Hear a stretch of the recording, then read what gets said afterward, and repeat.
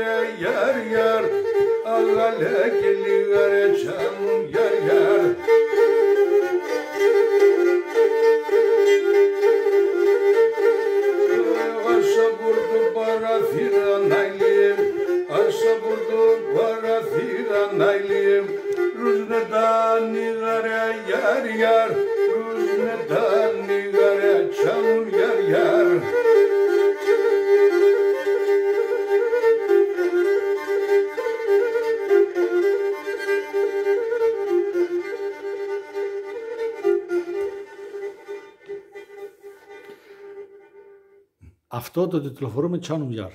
Ναι. Το Τσάνου Μιάρ. Το Τσάνου Μιάρ, ξέρετε, θα δείτε, ίσως το μπερδέψουμε μετά, άμα κάνουμε το Τσάνου Κορτσόπουλο, μήπως και εκείνο Τσάνου Μιάρ. Εκείνο το Τσάνου Μεμ Κορτσόπουλο λέω. Ναι. Άλλο είναι εκείνο. Ωραία. Το δέχομαι. Ευχαριστώ.